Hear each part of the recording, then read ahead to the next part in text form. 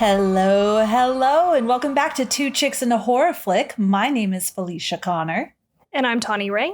And tonight we are going to be talking about Parasite. I'm very excited for this. I've wanted to watch it ever since they won all those awards. And I haven't. I haven't seen it. Yeah. I was glad because Felicia messaged me and was like, she does this from time to time, and was like, is this the movie that we're watching? And sometimes I read into that a little bit more than I should. And this was one of those times that I was like, why is she asking me this? I was like, you know what it is? I bet she's into this movie. And she's thinking to herself, this is not a horror movie. Which Yes. we can put a pin in that. Yes. Okay. That's exactly what happened is I paused it. I paused it because my oldest came in. And I looked at how much of the movie had passed already. And I'm like, holy shit, what am I watching? Like, this can't be, there's nothing horrific has happened. Yes. And then I thought, well, maybe it's going to be like, Audition. Yeah. I thought maybe it's going to be like Audition, but then I was like, Audition still had like elements though of creepy sprinkled throughout, and then it just got crazy. But yeah, so I had to select Tawny. I just want to make sure this is the movie I wanted to watch, but okay. I thought, oh shoot, maybe I'm wrong. Well, and I was thinking like we can have a discussion on that. Like I think there's a case to be made both ways that you could classify it as horror and you could classify it as not horror. But I was also like, but I believe Felicia said she wanted to watch this. So Either way, it's a win. Yeah, either way, it's a win. We just might be going off script by watching a non-horror movie. I thought, oh, well, as long as Tawny is willing to talk to me about it. Yeah. Oh, for sure. All right. So before we get into all that, what are you drinking? Today, I have a very special drink that I'm very excited about. And I am trying not to drink as much alcohol, so I can't get out of my koozie.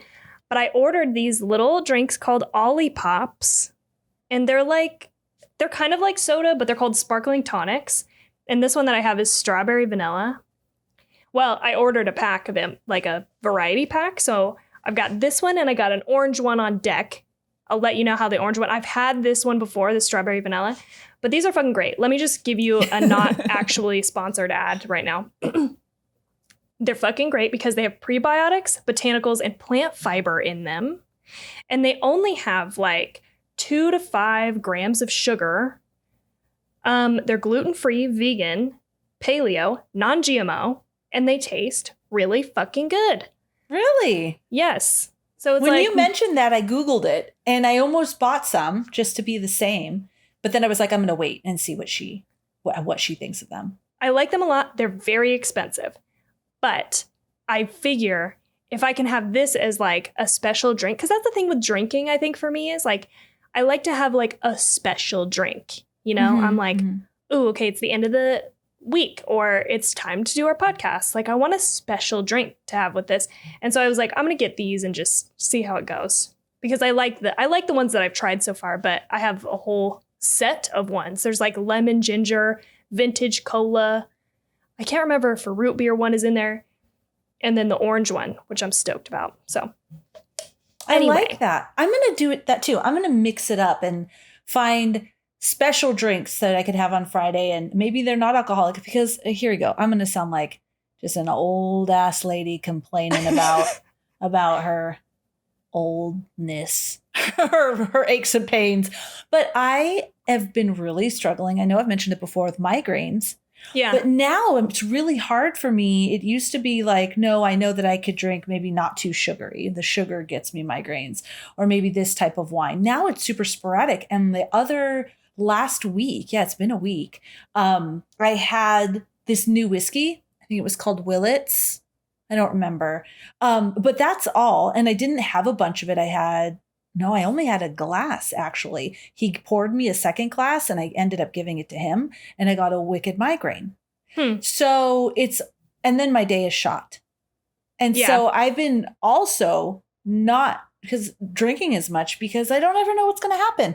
Unless I'm totally like the next day, fuck it, I don't care. Then maybe I'll do it. But anyway, I'm drinking water. So I didn't think of a special thing. So I just have a massive jug of water tonight. Because another thing in a couple weeks, as Tawny knows, I'm just going to have a surgery. No big deal. But the big deal is 2 weeks prior, you can't have any blood thinners, which is Excedrin migraine. Oh, and alcohol, right? Yeah. So you can have a little bit. I mean, I wasn't going to because I just want to be in top possible shape. I'm not in the top shape. But as far as not having to, not drinking all the time, right? So as much as I can control, but especially the migraines, because I told the doctor, you know, if I get a migraine, he's like, girl, you need to take Tylenol then. And Tylenol, if pregnant people can have Tylenol, is just literally like candy. Oh, yeah, that makes sense. Like Motrin or whatever. Yeah. Yeah. No, you can't have Motrin. You can't have ibuprofen. Oh, okay. You can only have Tylenol, I'm saying. Oh, okay. That's not a blood thinner. And Tylenol's not very strong. Motrin was Tylenol or like, you know, was the same type of thing. Oh, no. Motrin's ibuprofen and Tylenol's acetaminophen or something. Got it. Yeah. That's right. Acetaminophen. Acetaminophen. Yeah. So anyways, blah. I'm having water. I wanted to spice up my water with a bigger story around the water. That's why. Water is great. Water is great. It's a special drink, in my opinion. I like water. We just had this conversation about a trip that we're going to take that I told you about. And they were like, what are we going to bring for drinks? We'll have like Gatorade. We'll have this. We'll have some sodas. We'll have blah, blah, blah. Like, what else do you guys want for drinks? I'm like, as long as there's water, I'm good. I don't need soda, juice. Like, I'm fucking whatever. You literally, every human being on earth only needs water. Yeah. And then the rest are the, fun little guilty pleasures. All right, Tawny, what are you watching? Or reading or listening? Mostly just fucking Outlander. Like I'm I've got to catch up. Forcing Jade to watch that constantly. Oh, but here's the other thing. Making the Cut season 2 is back. Oh shit, I want to watch that. And so we've been watching that. I'm very excited about it. Love it. You can shop the winning looks, which today was like fucking genius marketing, right? Like of Amazon as a company to be like, we'll make this show and then we'll produce the winning looks where you can go to us and buy it. Yeah. It's really smart.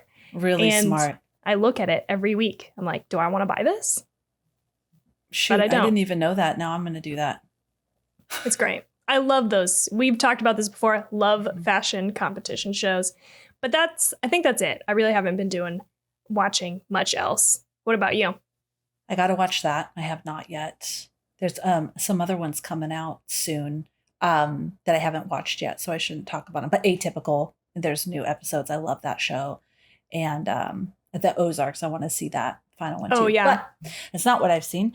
So I need to catch up on Outlander. I started The Great because you told me about it. I know we talked about it last time, but I've just been going. I fucking love those characters, man.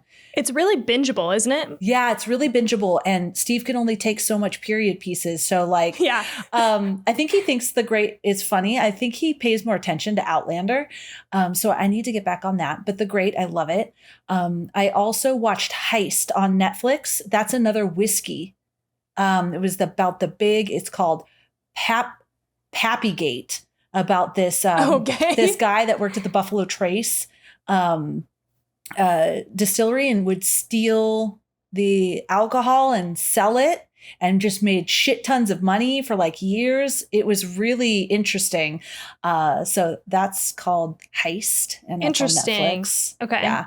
My husband always finds these, I know I've said this before, but he'll turn stuff on and be like, what the fuck is this? And then by the end of it, I'm like, holy shit, that was great. Yeah. So Heist. And then a couple actually, all caught up on that chapter. I just feel like we got to do an episode with him. But he actually did his most recent episode was about I think it was the Korean Zodiac Killer, which they also made a movie about. And it's kind of like a horror thriller movie. So he said it was really good. So that might be something you want to look at. But I've been watching a lot of just Russell Brand on his YouTube channel. I like the way he talks about stuff. He cracks me up. Yeah. And he talks about stuff going on in the world in everything in just like a comedic way that makes you think. But now back to two things. So I started reading more. I'm not going to tell. I haven't started the one special reading. I'll start that. And that special reading you'll hear about later next month. But I started Mr. Mercedes by Stephen King. I just, wanted to read. I just wanted some fiction, man. I read like The Power of Now and this, all these things, which are fantastic. But then I was just like, fuck, I want to read it. So I've started that and I really like it so far. It's a trilogy. I believe there's 3 books. And then Because You Were Home podcast, I saw they posted that they're having a book club. And so I think it's the 4th, they're going to post about, it's called Horror Store by Oh, yeah. Grady Hendricks. Yeah. So I downloaded that bad boy and I told him I'm going to read it. Oh, yeah. Okay. I'm going to read as much as I can because I literally just got it. I started listening to that and I got probably like 25% of the way, maybe even halfway through, but I never ended up finishing it. Oh, nice. Yeah. So maybe I'll join that book club too. Oh, you should. Am I invited? Oh, everybody. It was on their post. They didn't invite me particularly. I just saw their post that said, we'd love to hear your thoughts, and boom. And I was like, I'll do it. I'm going to post. Tawny's going to do it too. I really like Grady Hendricks. I think we talked about this at the end of last year, but he's the one who wrote that My Best Friend's Exorcism, which I read and it was really good. Yeah. Shit. And the Southern Book Club's Guide to Slaying Vampires, which I read last year, and that was really good. Hey, I've never heard of him. I'm just so in my own Stephen King world. Yeah. I feel like Horror Store is the one that I like the least of all the ones that I've read. So it might be worth, like, I don't know. If you like what you read in Horror Store, it might be worth checking out one of those other ones. Like My Best Friend's Exorcism is probably my favorite. But he just came out with a new one called like The Final Girls Support Group. And I think they're making a movie on it. So. Oh, that sounds cool. Okay. Yeah. Nice. The only other thing is I don't know why I giggled, but I watched, it's called Becoming Nobody, and it's about Ram Dass, and it was fucking great. It was great. That's and awesome. Might be on the verge of not fearing death. I think I have that Coming Home from him on Netflix, like saved to my list for, I think I've had it on there forever. And I'm just, every time I think about watching it, I'm like, I want to watch it, but I'm also like, is this going to make me more scared or less scared? I don't know. And I don't want to chance it. I think it will make you not less scared. I mean, wait, I don't even know what I said. I literally don't know what I said. I think it will make you less scared because I am someone that has very high anxiety around death and people dying. And so after watching this, I felt really good about, like, I'm not completely like, I'm ready, but I felt much, much better. And it was so beautifully said. He's so cool and he's so funny too. Okay. So yeah. All right. That's it. That's all I got, which was a lot. I talked a lot. That's cool. I want to also just say, before I forget, that fucking cheers to, we hit 5,000 downloads the other day. 5,000 downloads! Cheers! So thank you, everyone, for listening. It's really and cool. Watching. Oh my God, yeah. You remember when we started and we were totally like, I mean, it's no big deal. I mean, if people don't listen, it's still fun. We're just, we'll just talk. And people are just thinking, we have 970 followers on Instagram. Wow. Yeah. That's so cool. It is cool. And I do remember in the beginning being like, wow, we have like 36 downloads. I remember being like, even if like our 5 people who we know have listened to a couple episodes, listened or downloaded every single episode, that's still like 10 more people that are listening to episodes. And who are they? Where are they coming from? Yeah, that we don't know. Yeah. So I keep getting this email from like, this charts thing. And it looks like people in South Korea like listening to our show. Really? Yes. Well, that's very relevant for this episode in particular. You want to get into it? Let's do it. All right.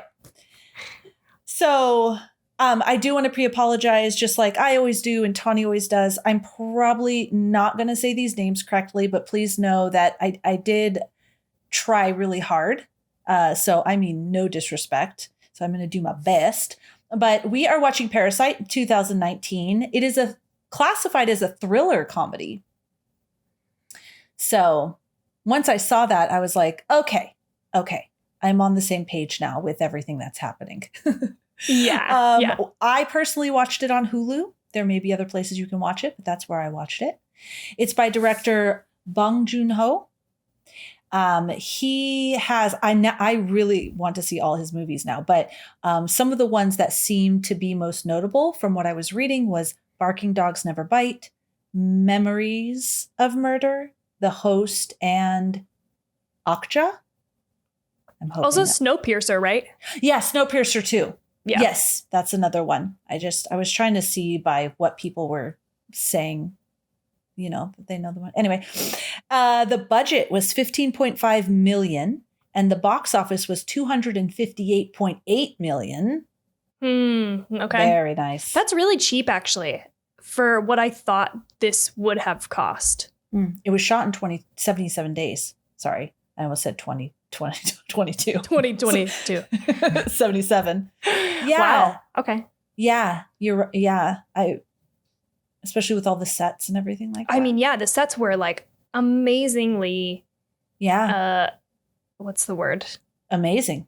Well, yeah. And they were also just really complex. That's the word. Yeah. Very complex. And that house wasn't just a house. They actually built it for the show. Yeah.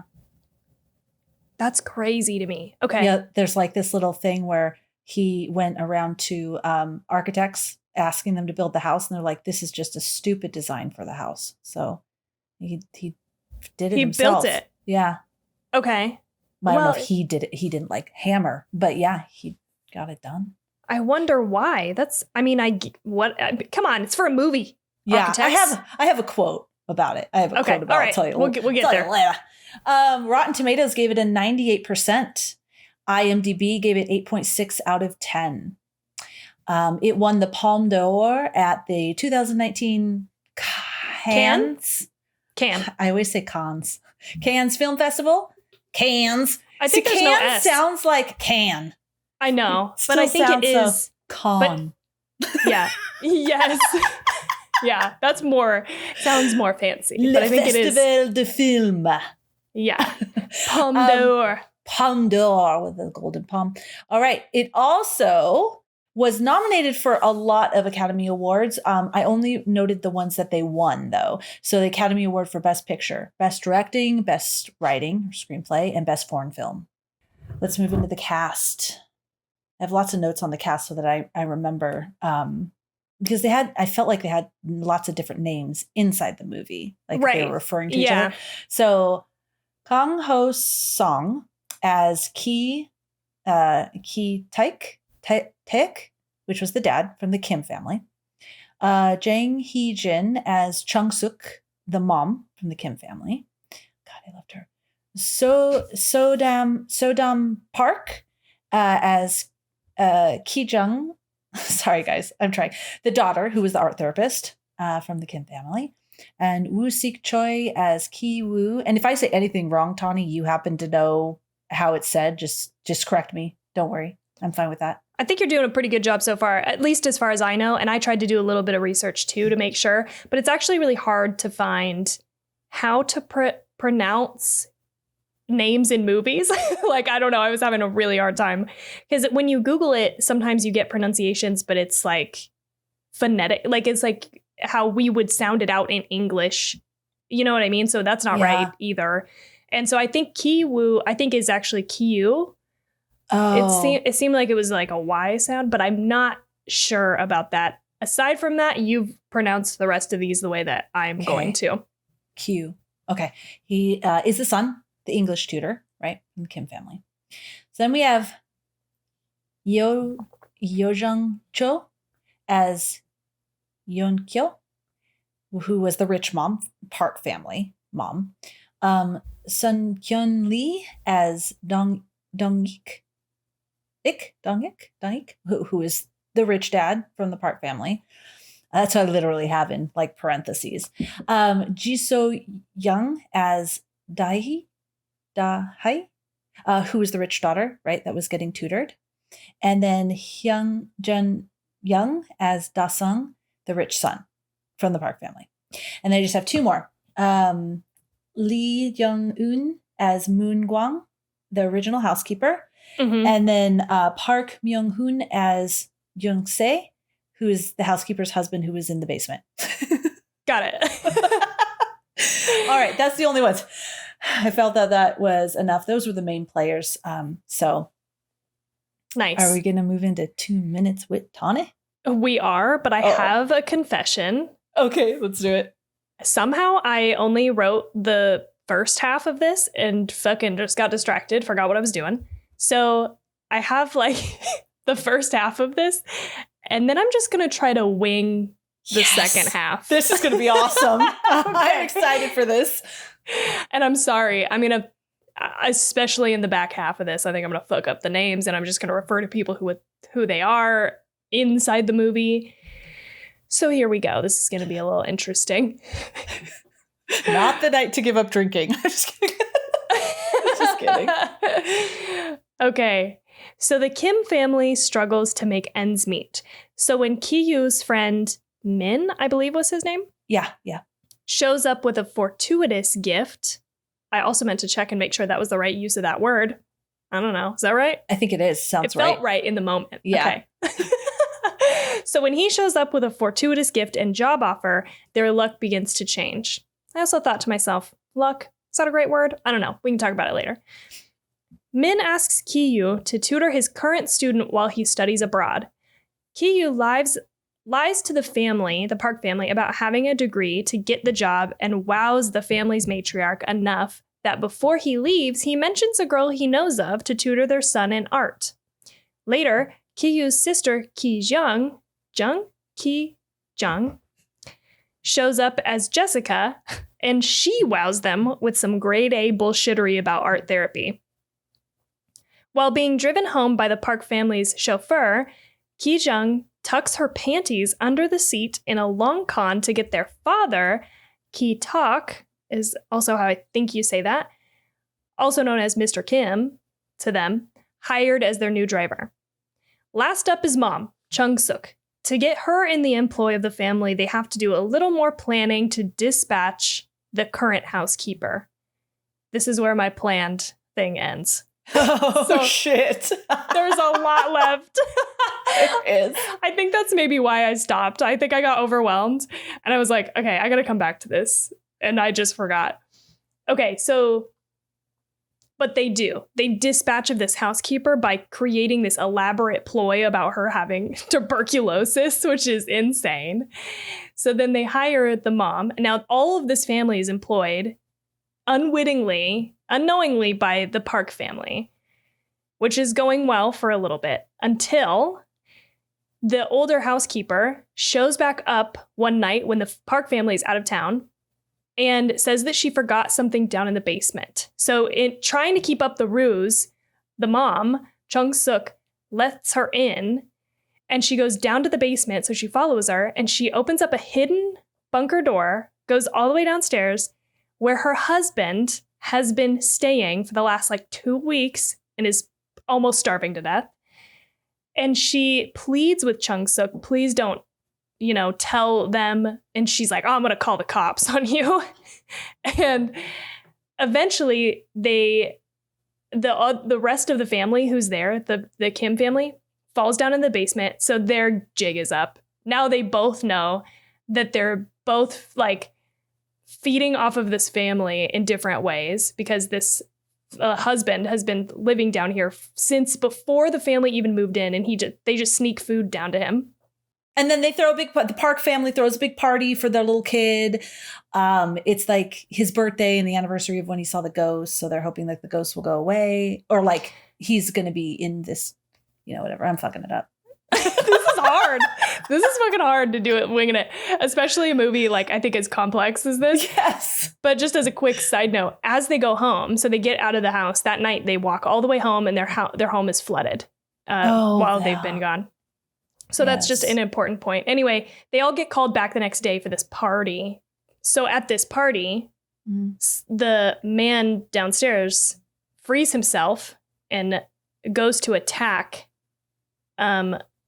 Ki Jong, stabs her in the chest, and then it just chaos ensues. Everybody's flipping out. The little boy had thought he had seen a ghost earlier because he saw this man in the house, but obviously no one thought it was a real person. So he starts having a seizure the moment that he sees him.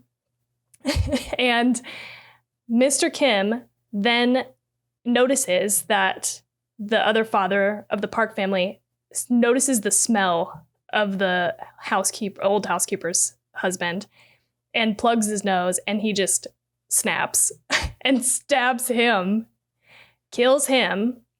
Everybody's like fucked up. Also, the guy dies because Chung Suk, as a fucking warrior, stabs him with some kind of ridiculously long shish kebab. Anyway, Mr. Kim slips off, right? Like he just runs away. Everybody else gets caught. They go through the court process. Unfortunately, Ki Jong dies. It's revealed. Ki Yu was hit over the head with the rock and somehow survived, though. So the end of the movie, we have them, and they don't know where the father is, Mr. Kim. They don't know where he went. And he is hiding out in the basement of the house, giving off Morse code with the lights that Ki-yu eventually sees and writes a note back to his father, talking about his plans for the future and making enough money to buy the house so that he can be free of the basement. We will get into, I think, whether or not that is all real or imagined or whatever. But anyway, that's the gist. That was a rough one. Welcome to 25 Minutes with Tawny, and you still have no idea what the fuck happened in that movie. I contributed too, so it's not all on you. I think it was fun and funny, and I hope you guys enjoyed it. I hope you got the gist. I don't know. That was a tough one to wing. That made me realize, actually, because sometimes it seems like it's easy to just like slap a thing, but it does take a little bit of time to try to like condense. Yeah. Made me have mad respect for your 2 minutes with Tawny. Yeah. As it's not really that easy. Anyway, here we go. All right. Let's get into it. Tawny, what did you think about the movie? I want to hear what you think first, because I've already seen it. All right. Sorry.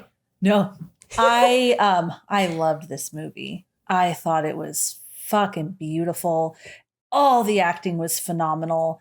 It was just such a joy to watch. And it was more of a joy to watch once I realized that it was a thriller comedy. Because that horror thing was really throwing me off. Although there were elements. But anyways, I feel like, and I feel better after doing the research, because when it ended, there was a couple things. They talked a lot and really fast, which I believe I read a note that this was like the most dialogue in a Korean movie.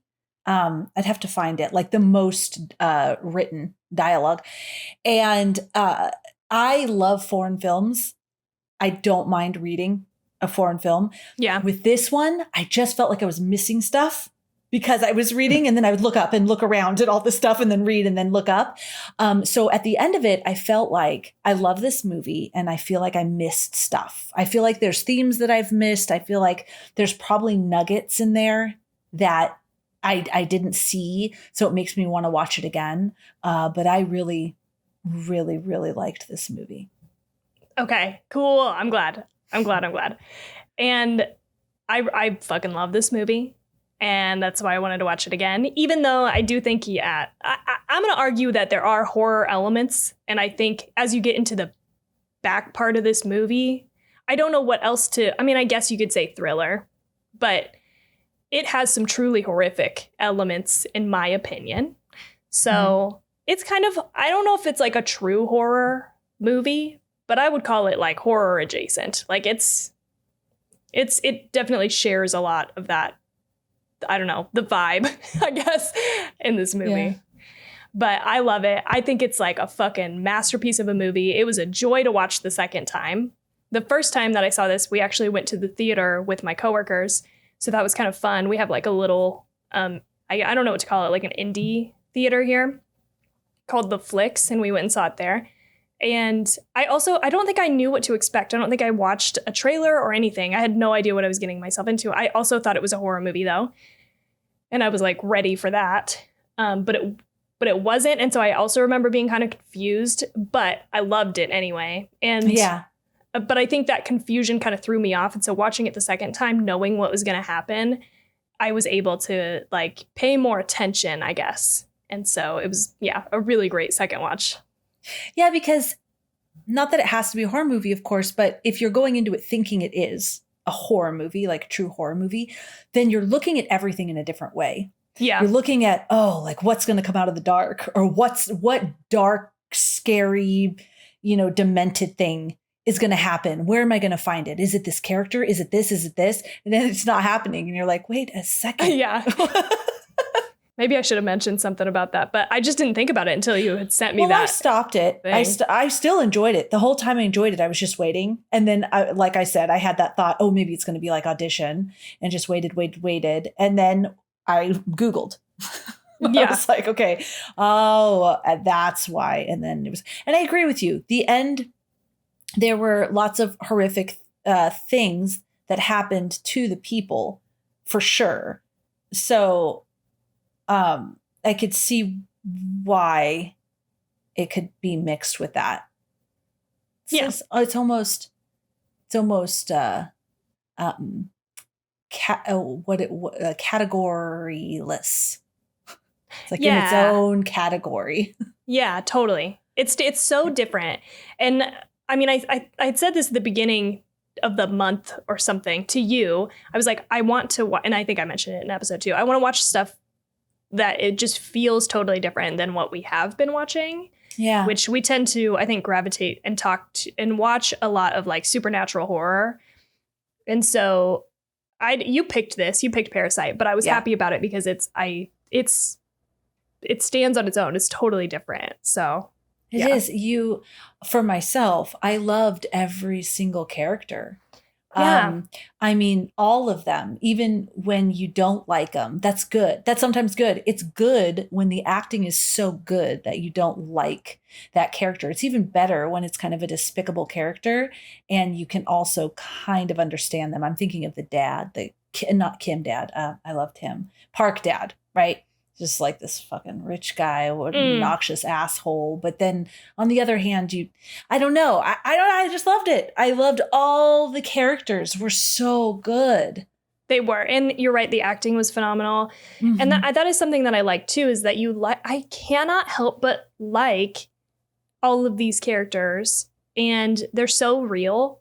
They feel so real, like even with the like slightly crazy stuff, like there's some like funny, zany stuff kind of written in here, like the, allergy to peach fuzz. I mean, I'm not saying that's not real, but like just what a weird thing to pull into this movie. And then the way that they,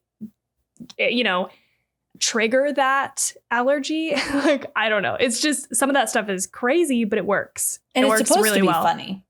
Yeah. It was a comedy. Yeah, it was going to be when she coughs and throws away the tissue and he goes over the hot sauce. I was like, oh shit, he's going to make it look like blood. I was just laughing. It was great. My oldest, she's so into like anime and Japanese things, and she's teaching herself Japanese, and she's just like, she saw I was watching this movie and she's like, I want to watch it with you. And she loved it too. My oldest, she absolutely loved it. She's like, that was a great movie. It was just so much fun. I don't know where I was going with that, with adding my daughter. I don't remember, but it was just really good. How did Steve feel? Did he watch it too? He really liked it. Okay. So he had the same thing. He was like, I don't like it as a horror movie. He goes, I don't get it, but as just a movie, I really liked it. It was a really good movie. And then the next day he liked it even more. Yeah. It's Yeah. one of those that like the more you think about it, at least for me. Me too. And I think for most people, you're like, oh yeah. Like, oh yeah. Yes. It was so good. Yeah. You know, you mentioned the Morse code. I just have to say that's a long fucking letter that dad did in Morse code. Yeah, totally. Holy shit. Holy shit, that was a long letter. But anyway. All right, so let's. I don't even know where to start. I don't even know where to start either. Okay, I'll just say this one thing, and then we don't have to get into all of it right now. I mean, when you're doing research and I'm freaking writing down Karl Marx quotes and stuff, like this is just off the hook. But a lot of the themes that you can see, a lot of people saying that this is what it's about is class conflict, social inequality, wealth disparity, capitalistic greed. We don't have to get into all of that. I do have lots of notes about those different things, but I thought what might be interesting, because I don't have as much on this, is actually if we want to talk about the parasites, because you had mentioned how the Kim family was like feeding off of the Park family, right? And so what I really like about, what I really liked about this movie, and I kept thinking about it the whole time as I was watching it, is who are the parasites? Like what are they saying about parasites and who the parasites are? And they have this one thing from an article. Oh, shoot. I don't know. I'll have to look it up. But most of us assume the title Parasite is a metaphor for the poor Kim family, right? And the rich Park family. After all, the Kims infiltrate the Park's home, lying their way into taking high-class jobs in the house. However, the director revealed that the word parasite has a double meaning. Aside from describing the poor leeching money off the rich, the Park family is also a parasite. Without the ability to wash dishes or tidy their house, they use their money to exploit poor families with their cheap labor. In a way, they too are the parasites in society. I just want to say one more thing before we talk about parasites. Was in a different show, this person named Newman, in Coronavirus Capitalism Goes to the Cinema, this person named Newman, and it's my bad that I didn't write who this person was, writes that the etymology of the word parasite originally refers to person who eats at the table of another, which is also presented in one of the themes in this film. So, and it's also, and I don't even have to read, well, maybe I'll read it. Do I read it? Do I read this Karl Marx quote about parasites and capitalism? I mean, sure. All right, let's do it. It seems to be very relevant. The capitalist is only capital personified. His soul is the soul of capital, but capital has one sole driving force: the drive to valorize itself, to create surplus value, to make its constant part the means of production, absorb the greatest possible amount of surplus labor. Capital is dead labor, which, vampire-like, lives only by sucking living labor, and lives the more labor it sucks. So. A little bit over my head. Not quite sure I understand all of that. I feel like I'd have to sit and actually read that with my eyeballs 4 times to be able to fully understand what that was saying. So we have what people are saying, the very clear, you can see maybe the Park family as the parasites, right? Sucking from, I think that's what they're saying, from the labor, right? To get what they need. And then the Kim family, I think, is maybe the one people see first, right? Because they're infiltrating the home, and you can think of that like cockroaches, actually. Chung Suk says that. Remember when they're drunk and they're talking about cockroaches and scattering and stuff like that? Yeah. So you can see that, but I think there are other layers. I definitely think. Yeah. Whatever. I just said all that. No, I just said all those quotes. It is not something that I had considered, because it is the most obvious parasite in the equation, right? Are the two poorer families who are, unbeknownst to the Park family are gaining more from them than they think they are, right? Like they're not just paying them, they're stealing food, they're getting their family members employed. So that I didn't ever think about the other way around, but that makes sense too, right? Because they mentioned, no one knows how to do anything. It's like no one drives themselves around in the Park family. No one cooks or does anything. So maybe they could be seen as a parasite too. So who is exactly the parasite? The poverty-stricken family who lay their eggs cuckoo-like in this fancy nest, or the rich one that reaps the benefits off their labor while living a life of coddled luxury? So like Karl Marx said, the vampire likes sucking the labor. Yeah, there we go. Sucking the labor, live labor, dead labor, vampire. Yes. Yeah, because that's what that quote was. I don't know. It was maybe not the wife, but the dad, the Mr. Park for sure.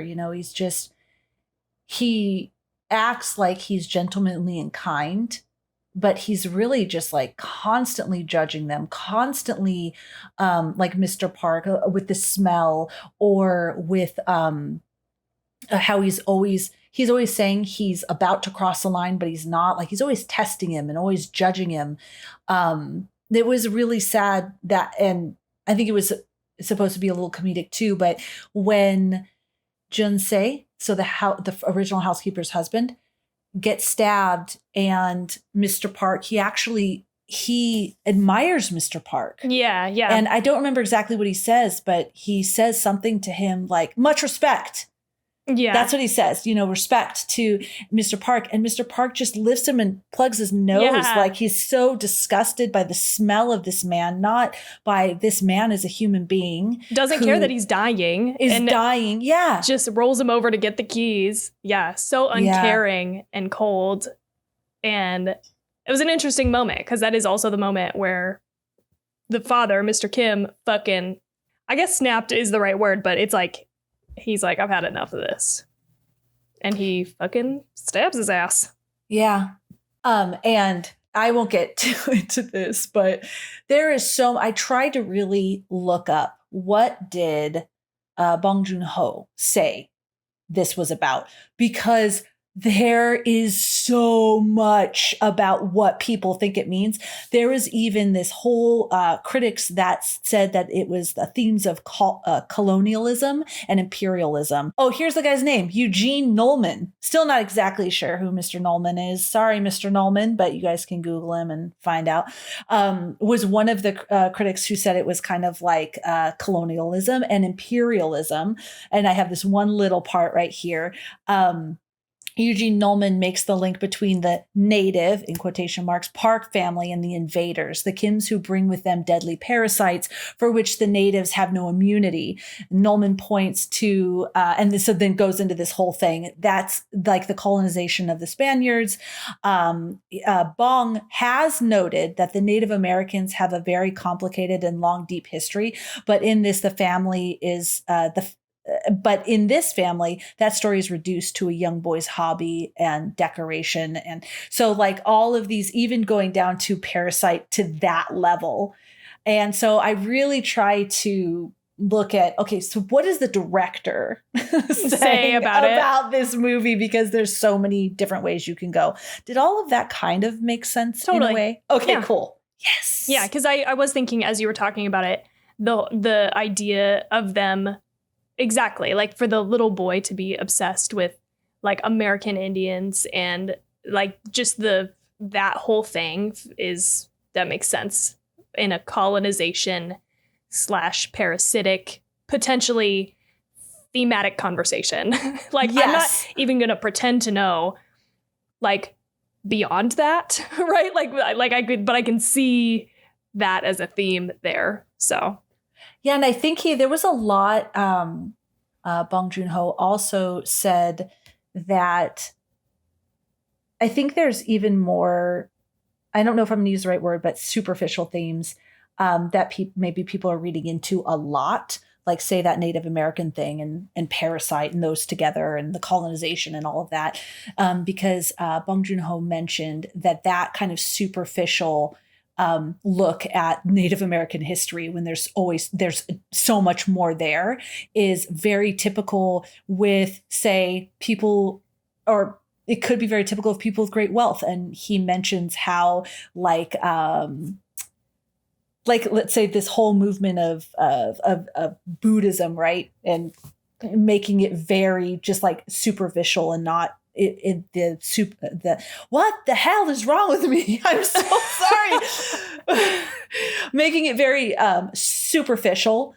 It's just all about, maybe placing some Buddha statues and saying, oh, yeah, I see what you're saying. So it could be like a comment or when on Madonna was wearing there's this whole thing. Madonna's the first one that comes to mind, wearing the red bracelet. That's a Kabbalah thing, and just like everyone's wearing a red bracelet, spirituality. Yeah, I see what you're trying to say, right? So maybe it's not like a deeper theme of parasites in relation to that, but it could just be as simple as a comment on, look at these wealthy people's privilege and accessibility just to look at this as a shallow hobby for their child. Yeah. Fuck.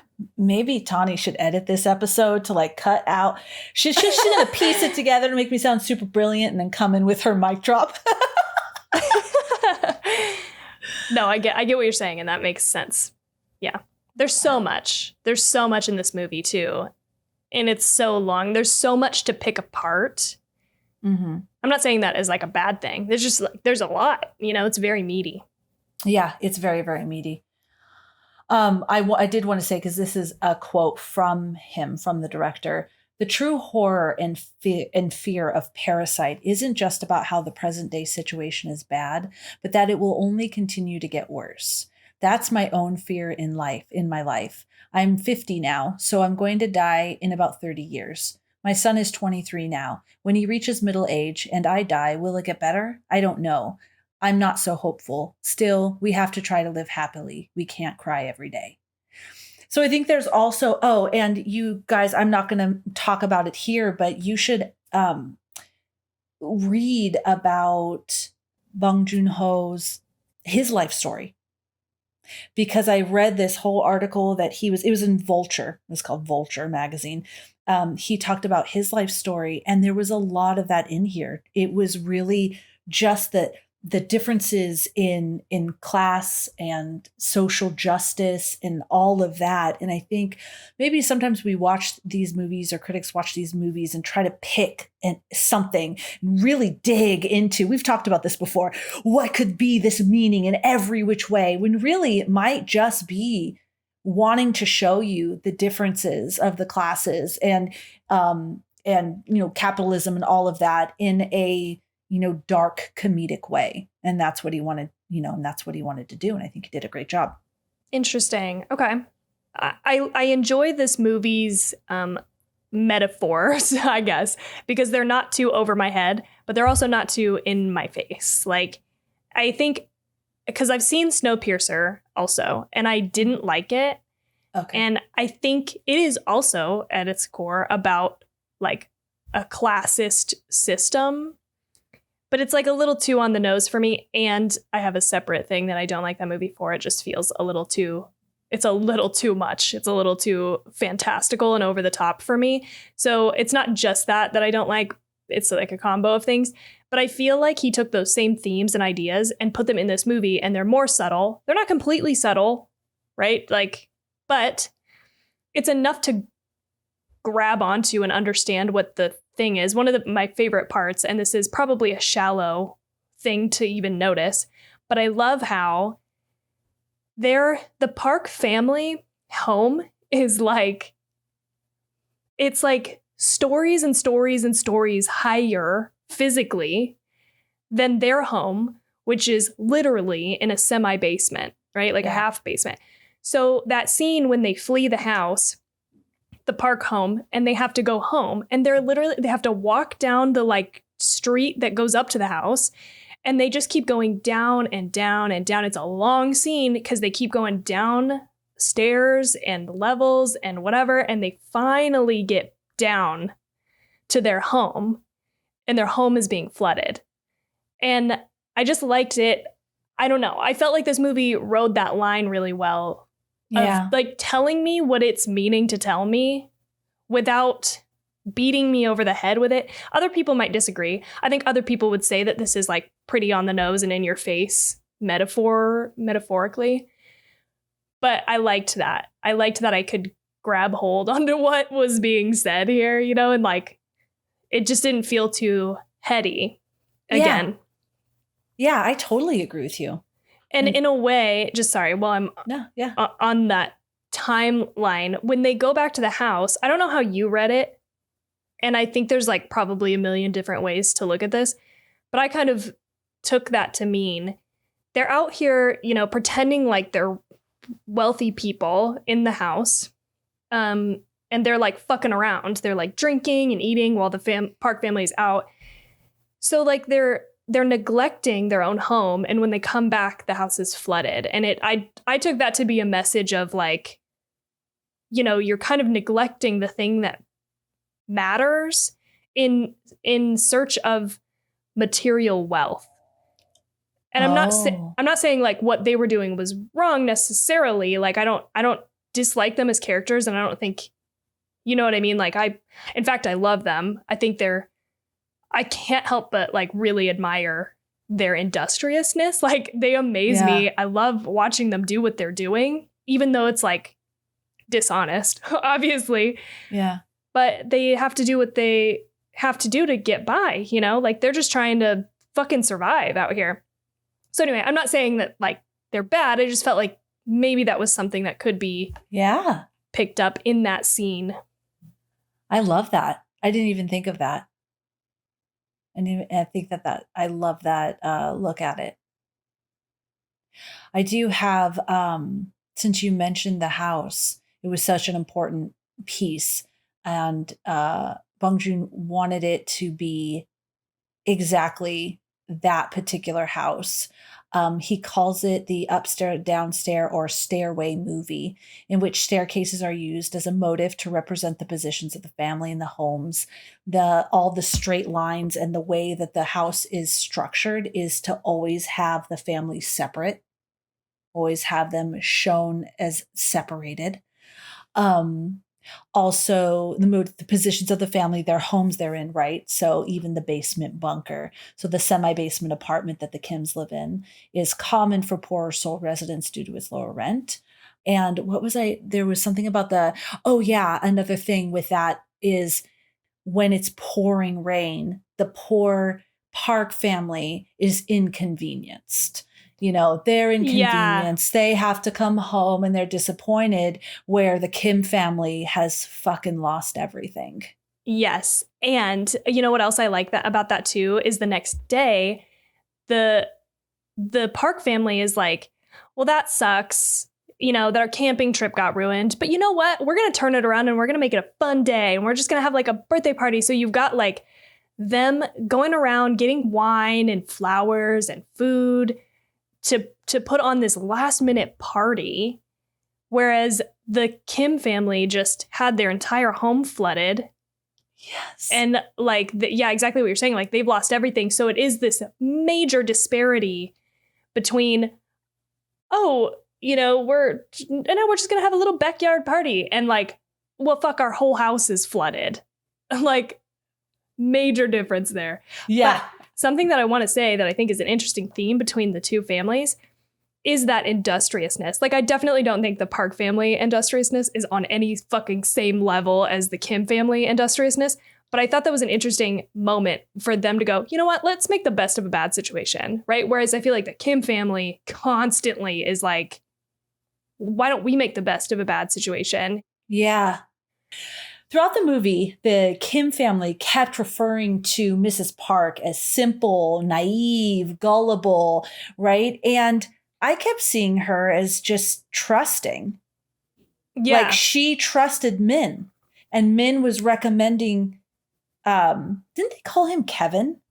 Or they did. Okay, I could never find, in the research I did, they never mentioned those names. And so I was like, was I just hearing things? No, she even was like, the mom was even like, we'll call you Kevin. Like she like gave the name to him. Okay. Yeah. I thought so. Okay. But she was easily tricked. But then if you think about it, I mean, really, was she easily tricked? No. The dude pulled out a bloody handkerchief out of it. Who would think that that's what they would be doing? The thing is, they're amazing, like, at lying, right? Like, yes. She forges those documents. Why would anybody take a second look? You know, and then both of the kids come in and wow the shit. I mean, the whole family does, right? The kids come in and wow the shit out of him. Dad comes in, wows the shit out of him with his driving skills, you know, and it's just that's the buzzword I have for it. Industriousness, right? Like, they get him in as a driver because they know he can drive, because he drove for several years, the father. Yeah. But so I agree. I don't think they were actually easily tricked. I think this family, the Kim family, knew what the fuck they were doing. They were fucking professionals. Yeah. Yeah. They kept saying that, and I thought, gosh, this poor woman is just trusting. She's built trust with somebody, and then that person recommends somebody, and you build, that's how, you know, we operate. And she was just trying, seemed depressed, and her husband, who didn't love her too much. He made that comment about, yeah, we'll call it love. Sure. And so I saw it really as a sad, you know, she was sad and she was lonely, and she trusted men. So she started to trust these people, and she really, I feel like she cared for them as well. But I feel like she had respect for Ki-jung and Kyu. Yeah. I feel like she did have respect for them. Maybe the housekeeper, she, you know, pushed around a little more, but I don't know. I don't really know where I was going with that. Oh, I was thinking, is there something here talking about like how they're depicting her too, and how really she's not just so simple. I think this is an interesting note. So Q's job as a at-home tutor, it was chosen specifically because the director realized that sadly, that job is the only way that families from two extreme ends of the class spectrum in modern day South Korea can cross paths convincingly in the story. Oh, interesting. Okay. Did you overall feel that the film was like ended in an optimistic place or a pessimistic place? I'm so glad you brought that up. So I personally thought it landed on a pessimistic. And the reason is, and I could just be reading into it because you could see it either way, but because he had imagined that whole thing about him making all that money and buying the home. So you're thinking that this actually happened because you're watching it. And then all of a sudden he's back in the basement saying, okay, I'm going to do this. I've made a plan. The reason I thought his plan won't work because of that scene with his dad, where his dad said the best plan is no plan at all. And so I had thought there was a meaning there that since he made this plan and this plan was not going to work. That's how I read it. How about you? Okay. That's fair. I, as a naive, sweet summer child, the first time that I watched this movie, so I went with my coworkers, right? And there was a split, right? So my coworker and friend, Paige, and I left the movie feeling optimistic, because even though that scene was in his mind, it was at least hopeful. Like, okay, I'm going to try my best, essentially, to reach up and break the cycle and pull my family up out of poverty, right? Like, that's kind of the metaphor there, is like he's in the basement, he says the only thing left for you to do is walk upstairs, right? And so I that's how I felt the first time, but I recognize that that's probably not how it was intended, especially after hearing Bong Joon-ho's like own thing about it. And I don't know, maybe that's just my own biases. Like, I want it to be happy. I want it to be a happy ending. I want him to do those things, but the likelihood is probably low. And there was that big focus on the plan thing, but I don't know that I'm completely convinced by the end of the movie. You know what I mean? Like that's true. Because I that's kind of it's kind of a defeatist way of looking at things from the father's perspective. If there's no plan, I mean, I guess it can be. It can go either way, right? Like, it can be really positive to not have a plan and just deal with whatever happens, like in a positive way, or you could look at that in a negative way too. So I don't know. I thought it was an interesting theme of the plan, because they talk about it often. They're like, do you have a plan? I have a plan. Like, everybody's talking about plans. What's your plan here? And so there's a lot of emphasis put on that. And at the end, I felt like, I don't know, he was just going to try to do his best. So, and that's interesting because his dad had a plan to write out this letter in Morse code, and that plan worked. Son saw it. Yeah. I mean, that's where it ends, but yeah, like his son saw it, that worked. Yeah, so Tawny already knows what the director said. I'm going to share it and maybe destroy everybody's spring chicken child. So according to the director, the ending implies that Kiwoo will not be able to earn the funds. I actually wanted to ask you about this, Tawny. So earn the funds needed to buy the house, as the final shot shows Kiwoo still in the basement flat and recalls the first scene. He described this shot as a surefire kill, referring to a coup de grace, which is a death blow to end the suffering of severely wounded persons or animals, to ensure death. The ending song refers to Kiwoo working to make money to get the house. Choi Woo-shik estimated that it would take approximately 564 years for Kiwoo to earn enough money to purchase the house. All right, so I guess it was implied to have an ending that... It's a little fantasy, but here's my argument for why it's optimistic, is because of what he said earlier too. Because so here's the other side of it. So he's like, you can't, just lay down and die. Like, you got to be hopeful. You got to try. I don't know. Oh, you're talking about the director when he was talking about the state of the world. Okay, gotcha. Yeah.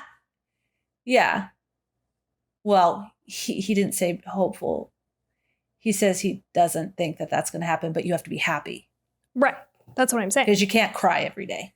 But it does make me feel very, I'm sure I sound like just a naive asshole. Because there's no, I don't even know how he would be able to get on that money, but at least he wants to.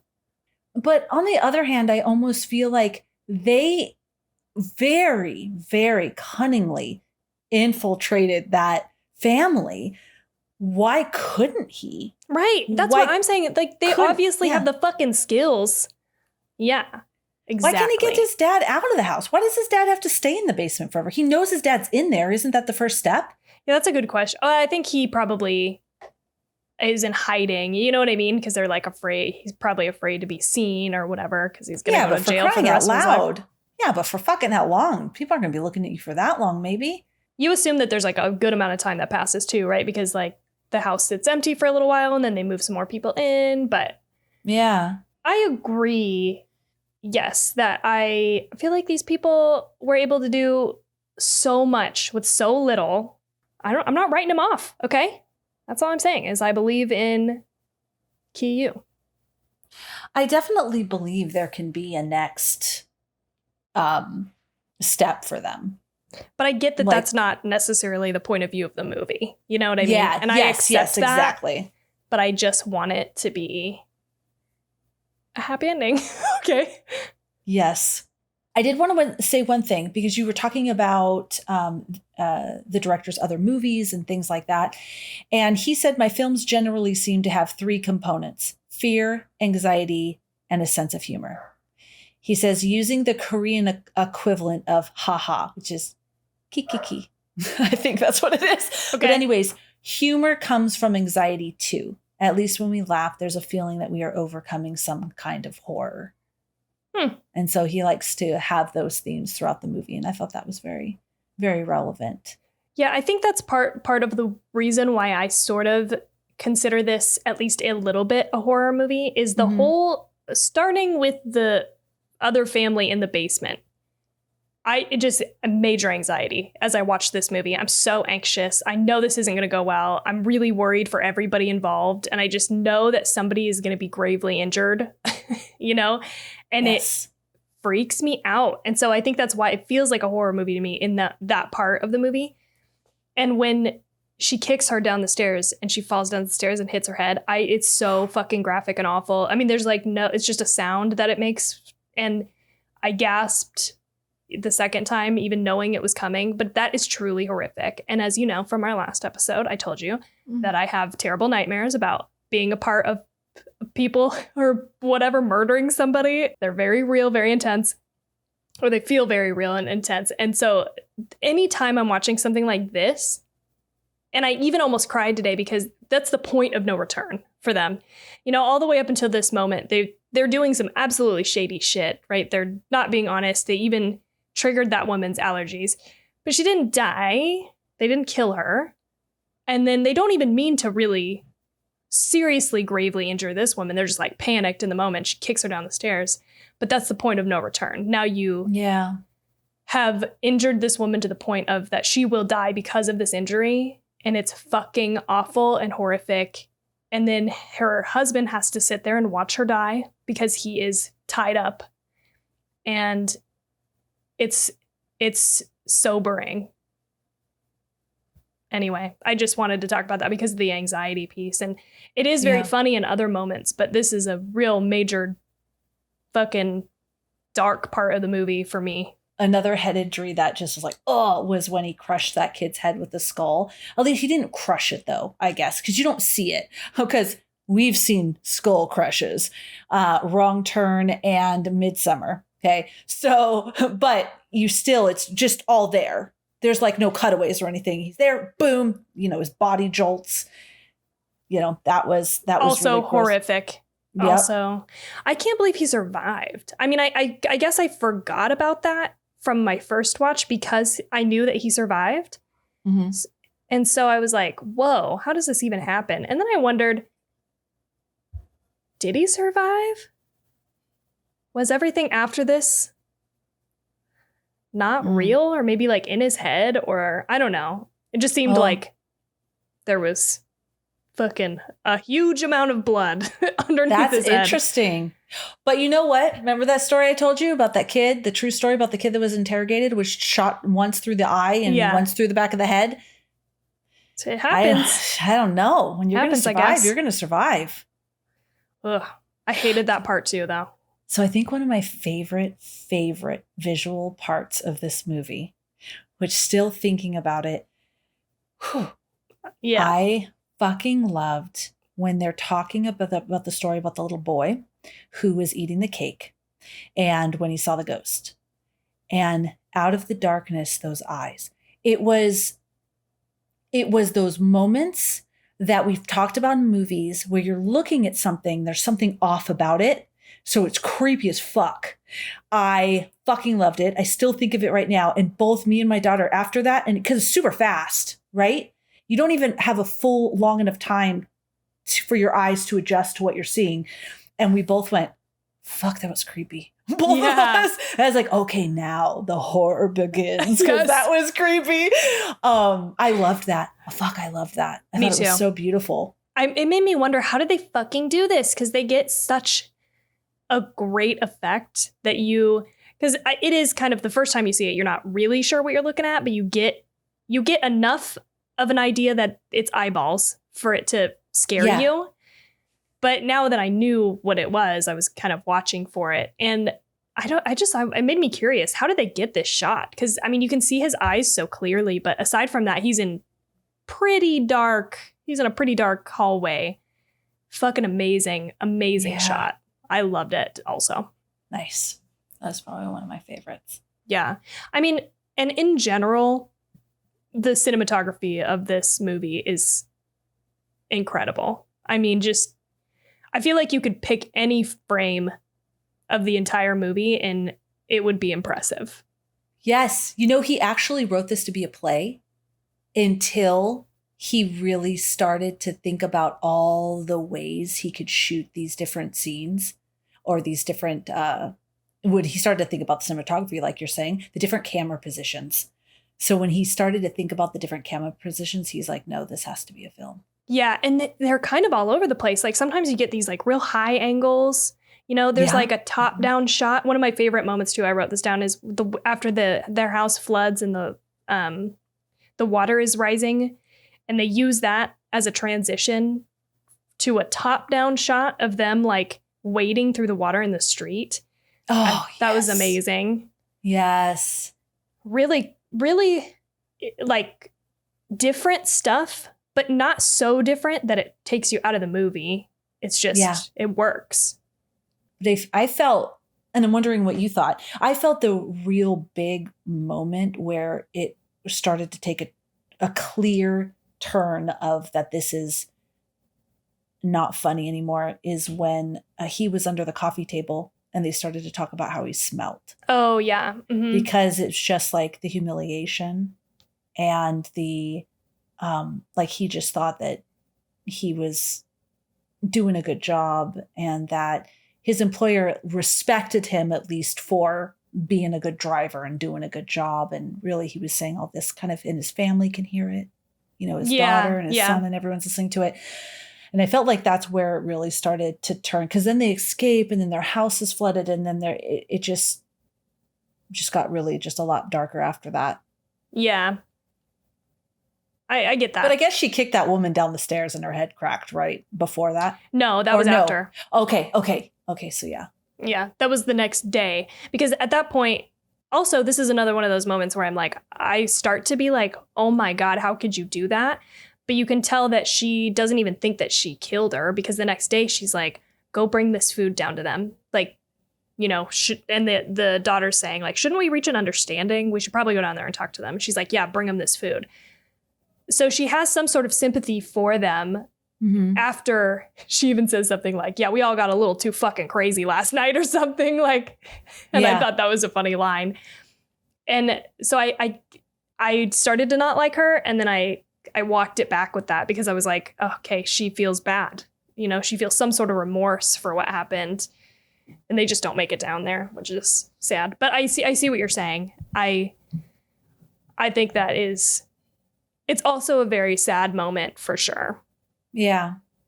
Well, I can tell you that the director was very inspired by Alfred Hitchcock and Martin Scorsese and the Coen brothers.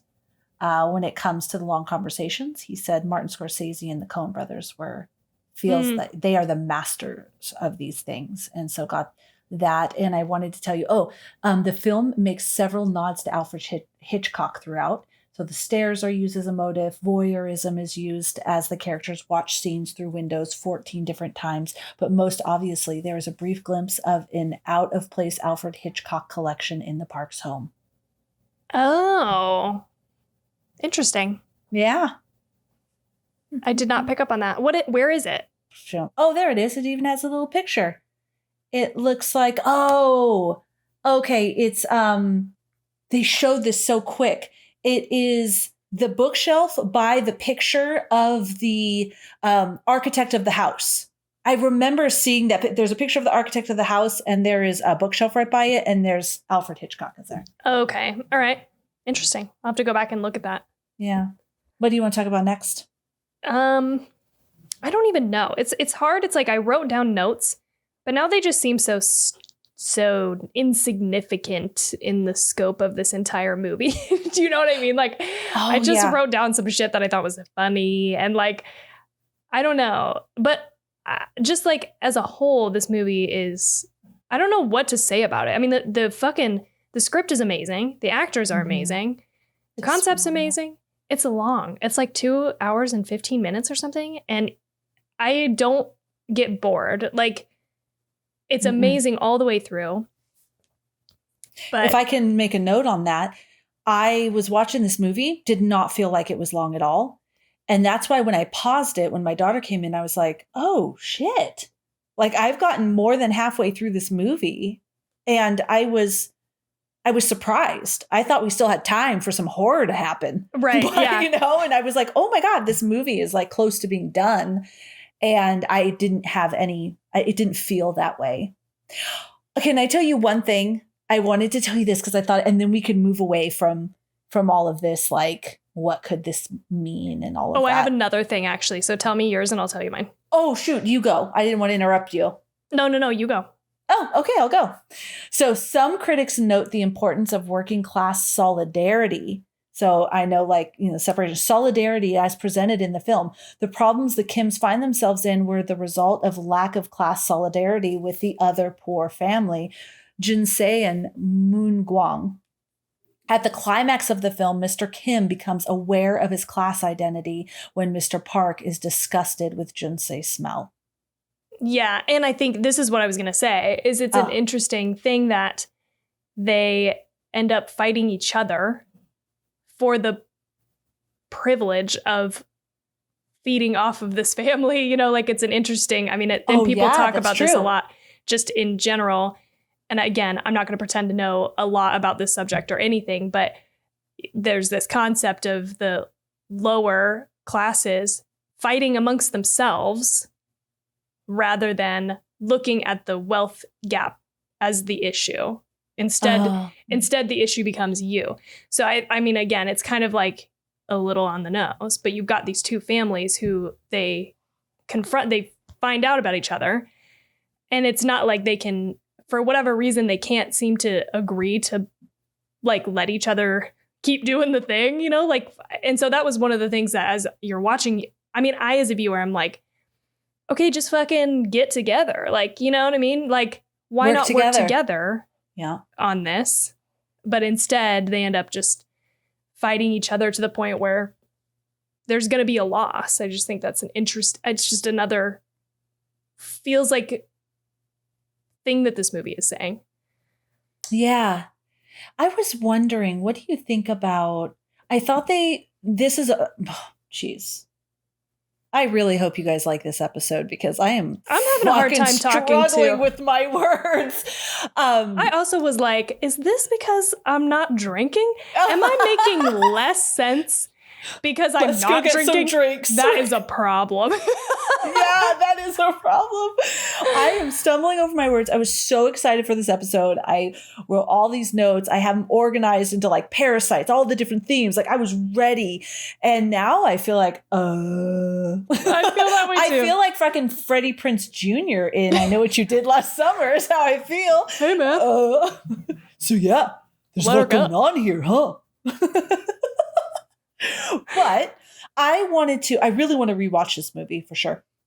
I thought there were some really beautiful moments between the husband in the basement and Mr. Kim, where you can tell Mr. Kim was having these moments of, like, connecting or understanding with this man, having, feeling bad for the position that he's in, not only just living in this basement. So before they even knew he was there, but how long he had been there. And then obviously what they were doing to them as well, locking them up down there and all of that. And I thought that, gosh, there's got to be something more too with how he was so in love, not in a romantic way, but in admiration of Mr. Park. And I just thought, I don't know, it made me feel sad and I didn't know what to think. Yeah. But I feel like there's more there and I really liked it. Yeah. No, I hear what you're saying. It's like he's idolizing but we'll never have that reciprocated as evidenced by the fact that he turns over his dying body to get the keys. And is grossed out by his smell. Yeah. It's just, God. Can we also talk about, this is reminding me, because then we've got the scene of the whole party scene, right? Where the kid drops down and has a seizure. I apologize if this is the dumbest shit that's about to come out of my mouth. Earlier when the mom says, oh yeah, I don't know if you know anything about this, but, like, if a kid has a seizure, you got 15 minutes to get him to the hospital. I was like, I don't think that's true. I don't think so. And so it felt like later, and I could be wrong, and I apologize if I'm wrong, but it felt like later then you've got this scene of the kid having the seizure and all of these fucking rich people are freaking out about the kid having a seizure, which is seemingly not even a fucking life-ending thing. And then you've got motherfuckers over here stabbed in the fucking chest. This woman, Chung Suk, is fighting this man actively and she's doing it all by herself. Nobody is helping. And they are all rushing to bring this kid to the hospital. It's like, I don't know. Again, very plainly put in front of you that they don't give a fuck about any of these people. I guess it probably depends on the type of seizure. Well, I guess I can say this because I both have a dog and a child. So, but I know with the dogs, right? If they have seizures for too long because their body heats up, it could cause brain damage. Okay. So that's why when your dog has a seizure, because our dog had, like during the summer, had a seizure. And that's what she said. It depends on how long it lasts, because what happens is the body heats up, and if the brain gets too hot, it could cause permanent damage. Okay. So maybe it's the same. I assume possibly it's the same as a child. But here's the thing. Is that kid fucking having a seizure? Like, I know that seems like a weird thing to say. He's scared. Is he in shock? Did he just faint? Yeah. Did he just faint? Because now he's just having a seizure at this. I mean, I don't know. It seems more like shock or fainting, right?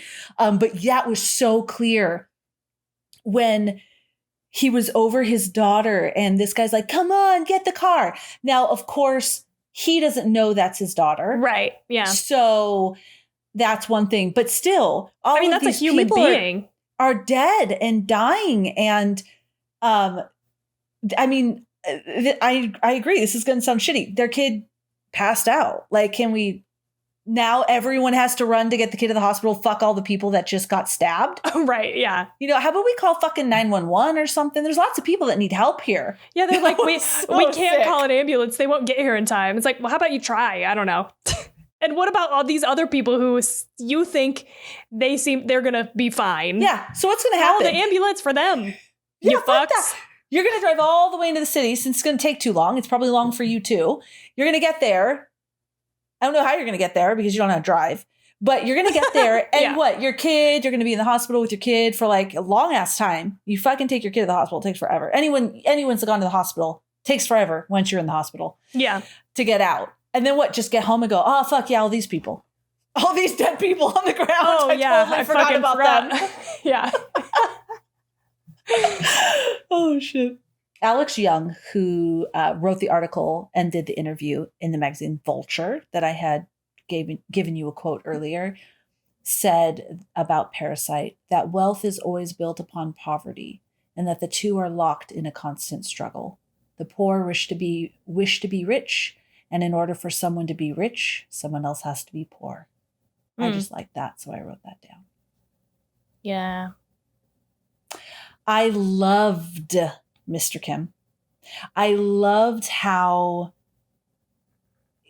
even though they were in such dire, poor circumstances, he was always so happy and just, you know what I mean? So there's that hope you're talking about. He wasn't really hopeless in his actions because he was like everything. Oh, I'm so proud of you. I'm so proud that you know how to counterfeit.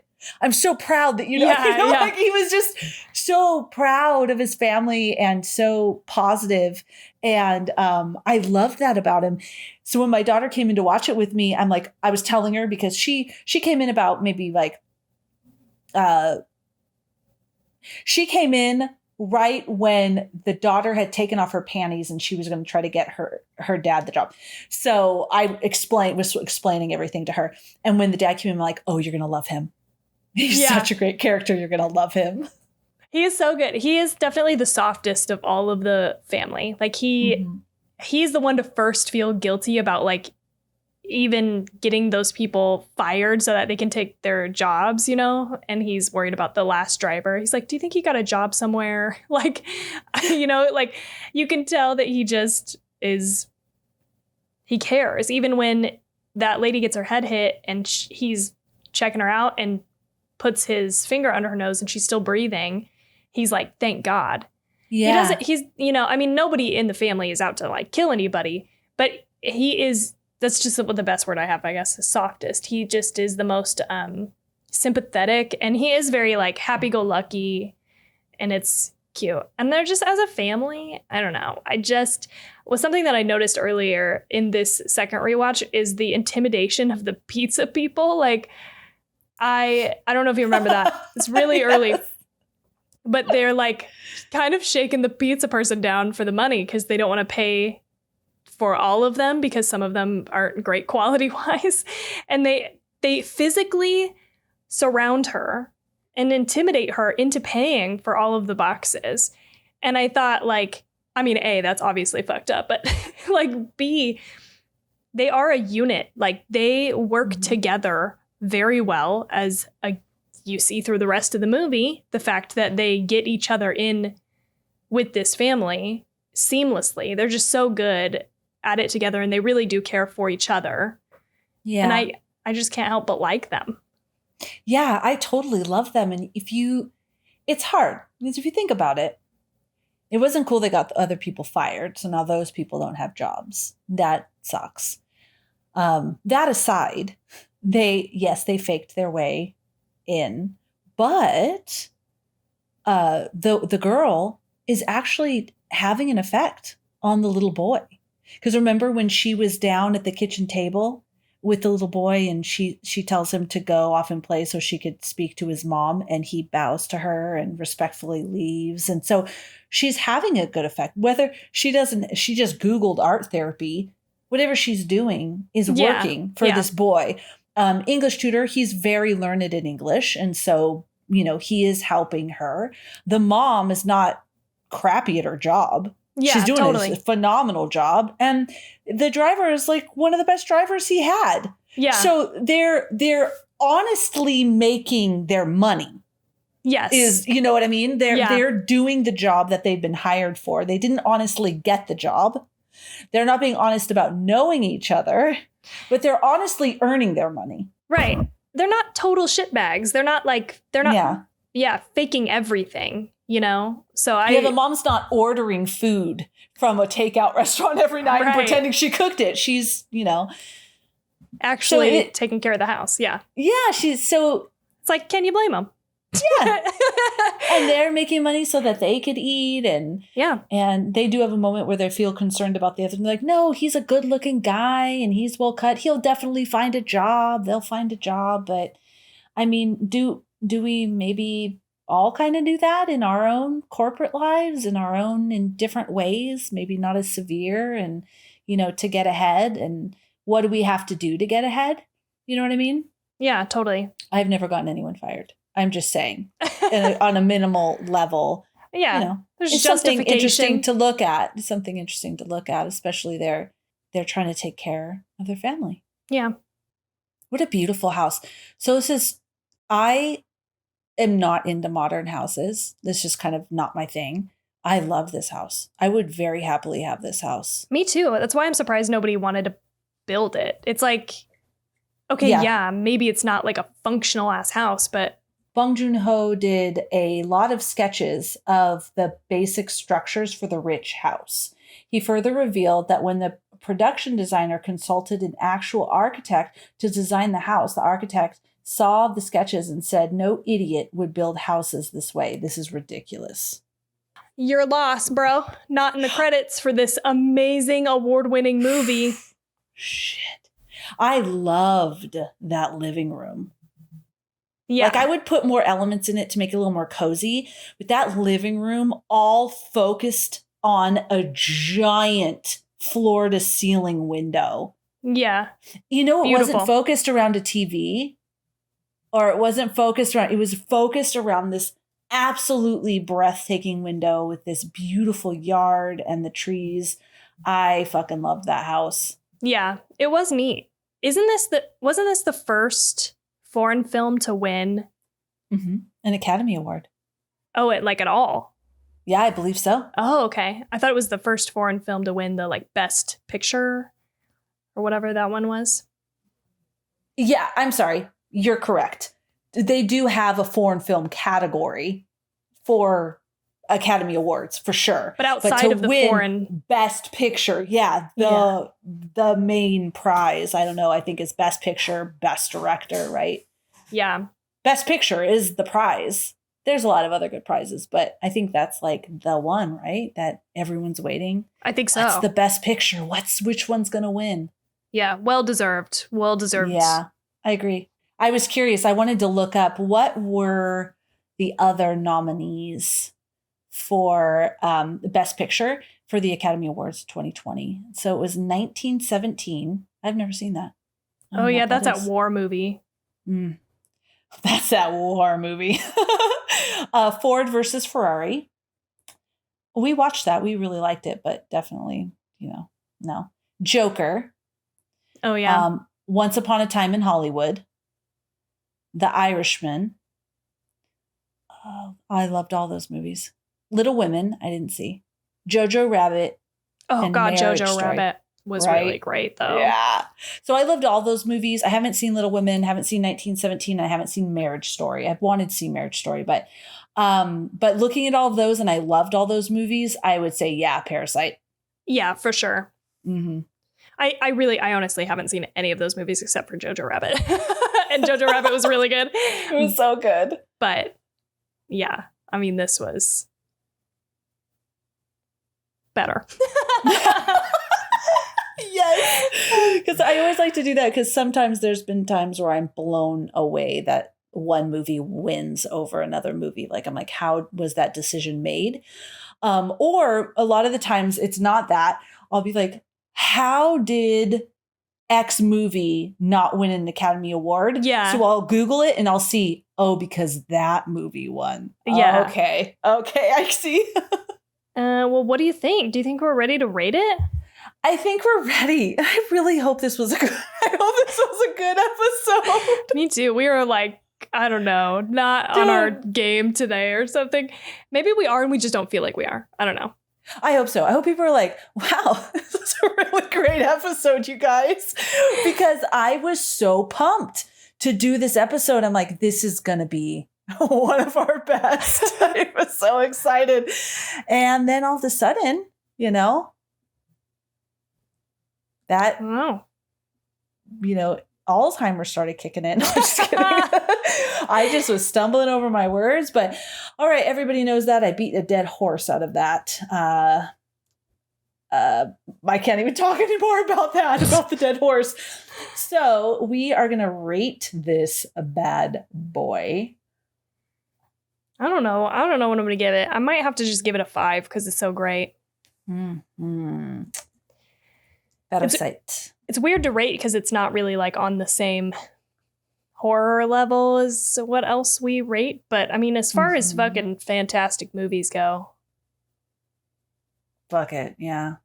I mean, I don't know. I have no reason to not give it a 5. Yeah, it was beautiful. Fuck it. Let's do it. You giving it a 5 too? Yeah, let's give it a 5. Straight up 5. Boom. Nice. That was the fastest rating ever. I'm so proud of it. ourselves. It was. We did it. I'm not even going to have to cut any of this out. Usually I cut all of our deliberation out. Yeah, because we or most of it. Yeah. Yeah. All right. So yes, you heard it right. We both gave it a 5. That was quick and dirty, quick and clean, quick and easy. I don't know. It's done. Next week. Oh, yes. It's time. Next week.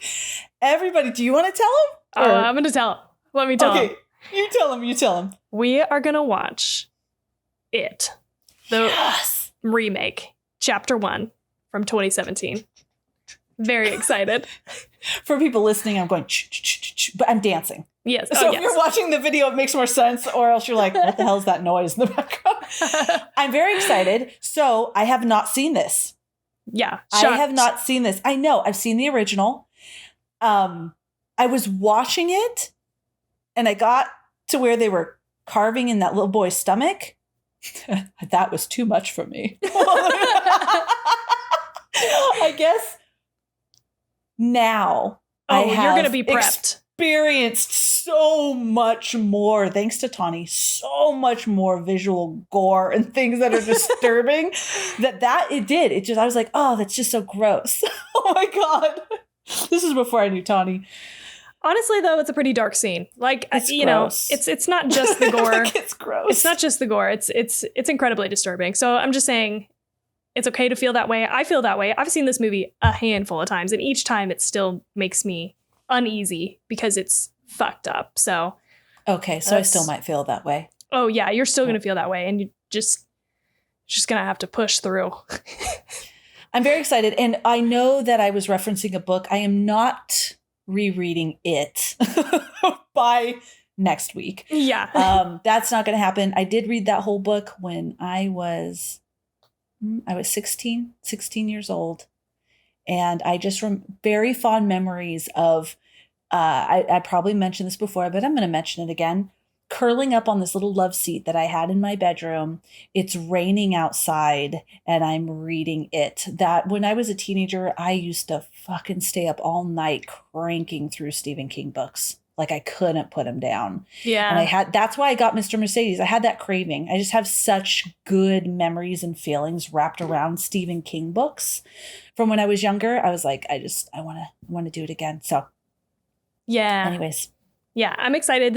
I'm spoiling it, but I feel like you probably already know this, but this is probably one of my favorite horror movies of all time.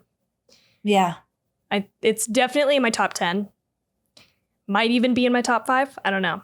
Oh, shit. So, fucking spoiling that, but whatever. Oh, I'm excited. So I know she's gonna, well, I don't know if she's gonna score it just because it's in her top 5. That's true. Not necessarily a 5. So that's true. You don't know. We'll see. We'll find out. But anyway, very exciting. Then we're going to take 2 weeks off. We're going to do like a little summer break thing. We got trips planned for both of us. So we're not going to have an episode for a couple weeks. Should we just tell them everything? Yeah. Or make it a surprise? Okay. I really feel like August is a special month and we're only doing 2 episodes. And that's not why it's special. But because we're only doing 2 episodes, because we took that little summer break 2 weeks off, we really wanted to pick a couple of special movies. So since Tawny told you about it, I'm going to tell you, I am fucking out of my mind excited for this. Yeah. One of my very favorite Stephen King books, Misery. We are going to do Misery. I'm going to read the book as well. So that was what I was going to read. And we are going to have Tawny's friend, Paige, on the show. Tell us a little bit about Paige. Yes. So Paige is the creative director of the Idaho Horror Film Festival here. And I, by chance, met her at work. So we work together, which is just definitely a fate moment, putting us in each other's paths. Obviously, instant best friends, because we both love horror. And she also loves Misery. Fucking spoiler, whatever. But, our guests picked the movie. So, she picked that. So she loves it. And she also has a podcast of her own called Film versus Movie. So go check them out. They don't only do horror movies. They do a handful of different type of stuff. But check them out. So she'll be with us for that very special guest episode. And I guess we're kind of having like an not super planned Stephen King month. Yeah. Yeah. Yeah, we're exactly. Well, we wanted, some 2 really great special episodes since we were only doing 2 and Stephen King. Yeah. What do you say? What do you do? There's no other way to go. Nope. Can't do it. Can't not. All right. So thank you guys for hanging in there. We're really hoping that this is just going to fucking blow your mind. Great episode. So we hope you loved it. You can find us everywhere in the social universe at 2 Chicks and a Horror Flick. Our main hub is Instagram. You can get to every other place we're at by going to Instagram, clicking on the link in our bio, and that will link you everywhere else, including the podcatchers that we're on and our episodes, directly to our episodes. If you happen to go to Twitter, not from our Instagram bio, but just go over to Twitter, we're 2 Chicks HF. That's the only one because her name is too long. And what else, Tawny? You can support the show by giving us a rating and review, especially on Apple Podcasts. That helps us the most. And you can also go to our Patreon. We have different tiers that you can sign up and be a patron. We also have a Discord server. We have a free tier as well as some Patreon tiers for the Discord server to just continue the horror conversation over there. That's all we got for tonight. So hope you enjoyed this. See you guys next week. And we hope you have such a good night. No nightmares.